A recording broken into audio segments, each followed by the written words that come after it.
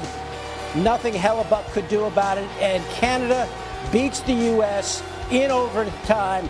3-2, your final.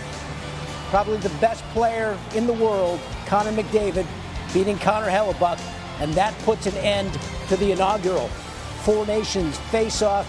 You see the looks. There's the trophy.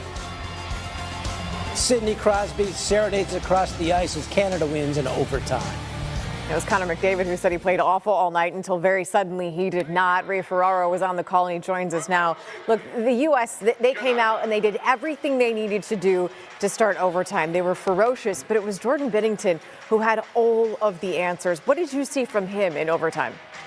I saw the answer to every question that Canada had about their goaltending. Coming into the tournament, it was perceived that Canada had the weakest goaltending of the four teams, that the United States had the strongest. Jordan Binnington has always played well in big moments. The knock is that he will give up a goal that you don't like. A weak goal. He gave up a few of those in the tournament, yet John Cooper stayed with him through the tournament. And when it got to the championship game, he was excellent through 3 periods, brilliant in the overtime. There's a lot of Canadians that owe Jordan Binnington an apology because they didn't want him to be anywhere near the starting spot in the Canadian net. He was fantastic, and the only reason Connor McDavid scores is because Binnington robbed Austin Matthews 3 times from point-blank range in overtime. I heard you say so many times tonight that the Canadian team needed to free Connor McDavid, get him in the game, get him free, and see what he can do in open ice. And then you got the game-winning goal from him. What did you see on that one? So much in our sport in hockey is you try to change the point of attack. You move the puck from one side of the ice to the other, and you do it enough times, eventually somebody will break down. That's the hope. The puck went around the boards off the face-off as McDavid chipped it around the boards. And when Makar shot it around the boards to Marner, you can see all of the U.S. players turn to where the puck is. As they're all looking at Marner, they leave the one guy that you can't leave alone, and you leave him alone in the most dangerous spot in the ice, and that's 20 feet in front of Connor Hellebuck. And McDavid, by his own admission, didn't have a great night. The last half of the game, he was much better, and when money was on, he doesn't make a mistake, and Canada is the champions. Look, there's part of me who's like, this is it. I'm excited for the second half of the NHL season, but I'm a little bummed that this tournament is over. You know, there's been a lot of talk about hockey. There's been a lot of excitement. And from your perspective, I mean, obviously you've done Stanley Cup final games, and now you've done this tournament. The energy, the atmosphere, how do the two compare? They don't compare because the thought of playing for your country trumps everything. Now, of course, the Stanley Cup is what players grow up and dream about because international hockey seems to be a pipe dream, or is a pipe dream really, for most of the players. Unless you're the best of the best, you don't get to play in international games. What this means going forward is new people are exposed to the game. My wife, who is a great U.S. hockey player, Cami Granato, she talks about in 1980 when the U.S. team won at Lake Placid. It inspired a whole generation of players, boys and girls, to play the game. And they owed their love to the game from seeing an inspiring moment. I think that the Four Nations captured people like they weren't expecting. I don't think any of us thought this tournament was going to be as great as it was. And really, the fact of the matter is, this has been 10 days of a brilliant spectacle for our sport. It really could be a remarkable turning point as well. Ray, thank you so much. We'll see you the second half of the season. You bet. Good night. Let's send it out to Brady Tkachuk after the game. This sucks. I thought this team deserved more. We had chances there to finish it off. And this has been my favorite hockey memories, just playing for this team, playing with this group, and this is going to give us a nice motivation for years' time. Can you describe the feeling when you scored that goal and just looked up to the crowd and gave that big roar out? I mean, this has been these atmospheres in Montreal, being the enemy there, but being here and not getting the cheers that I usually get when we play here. And I mean, it was just an unbelievable experience. This whole week has just been such a memorable one, and something that I've learned so much personally, and just to be a part of this group and this team and be a part of USA Hockey has been better than I expected. Okay, somber American locker room there. They were so close, so often in overtime. Again, they got 15 shots on Jordan Bennington. But also, I think you saw the looks on their faces when that goal went in, that just the absolute disappointment. This meant a ton to them. And I know the winning goal meant a ton to this guy. We welcome in the Four Nation Tournament MVP. It's Nathan MacKinnon. Thank you so much for joining us. I mean, for you, overtime, high stakes. You watched that puck go in for the game winner. Like, what did you see? What did you feel?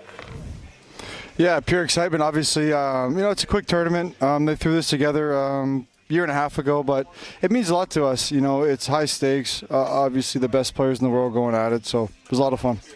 Hey, Nathan, we saw the game Saturday night with all the fighting off the top and all the emotion, the booing of the national anthem, all of that stuff, and the Americans won that game. How did that motivate you guys? What did you talk about afterwards that sort of got you inspired for this one? Yeah, I think we played well. That was a crazy game. Obviously, we didn't know there was going to be fighting like that. I think that's the beauty of hockey. But yeah, tonight could have went either way. They had a lot of good chances, and our goalie made some unreal saves, Binner, and Connor came up clutch there, and awesome goal. One of the things also that changed between that game and this one, you didn't have Cale Makar the last time you played. You had him in the lineup again tonight. How much of a difference maker was he? Yeah, I mean, he's the best defenseman in the world, arguably one of the best players in the world, or the best player in the world. So whenever you're missing him, it's tough. But, we got him back the last two games, and we're undefeated with him in the lineup. And, I don't think that's a coincidence. Hey, I wanted to ask you about just getting to play with Sidney Crosby, one of the all-time greats in this tournament. I know you work out with him in the off-season. What was it like just to be able to play with the guy who had the golden goal back in 2010 and be on the ice with him in this tournament? Yeah, it's amazing. I mean, he was my childhood hero, obviously.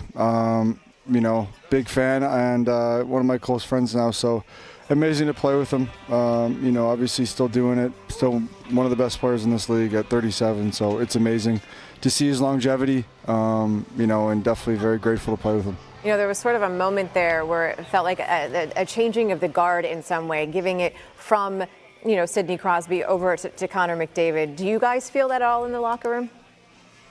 I don't know. I mean, obviously, we all think Connor's the best player in the league, but we're just all happy. We're all very close teammates in this tournament. We came together very quickly, so we're just thinking about enjoying this moment together. How are you going to enjoy the moment? What's the plan for the celebration, Nathan? A lot of beers, a lot of beers. So got to get back in there with the guys. Davey, I'm a little disappointed. Your attire tonight is very standard. It's almost boring by your standards. Where's your fur coat? Yeah. I went red, white, and blue. These guys didn't get any memos, not even Canada's colors. I got my poppy on. But speaking of Canada, can you see the hockey gods they dropped the Canadian flag over Messier's shoulder. It's perfect. It's amazing. Timing. It's all about timing. That's not green screen. That's actually there. The only thing would be better if we put it between you and PK. Subban unfortunately picked the U.S. to win. I'm sorry your pick didn't work out for you. I'm sorry your country lost. I'm sorry, dude. Here is the celebration. This is going on right now. How's that make you feel, Leaves? Connor McDavid that we're used to seeing, he couldn't seem to get the puck. And he said it. He admitted that. In areas that we normally see him. And I think obviously it had to do with the great defense and the attention that the U.S. was giving McDavid. But for some reason, the best players always find a way to make great plays happen, like Crosby did in 2010, like Henderson did in 1972. We keep going back, and you can just see he didn't have his best game tonight for a lot of reasons. But whatever it was, he never stopped working, and here he finds himself the most dangerous player on the planet, all alone between the hash marks with nobody around him, and he makes no mistake. That was a laser to the top corner.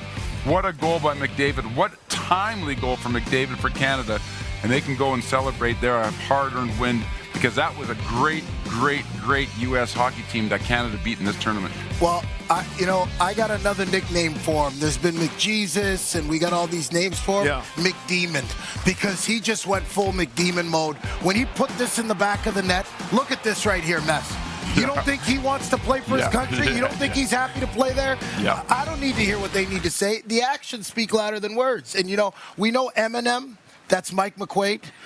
The triple M is McDavid, McKinnon, and McCarr. And we spoke about them today that all three guys were going to be the engine for Canada. And if they were going to win, those guys had to show up. Well, McCarr, I don't know how many minutes he played, but he was out there every shift, making plays, stabilized the defense. This is the best defense that we've seen from Canada. Even though they gave up a little bit more, they still were a little bit better. They were solid in their own zone. U.S. had their chances. Yes, they're a great team. This is the other point.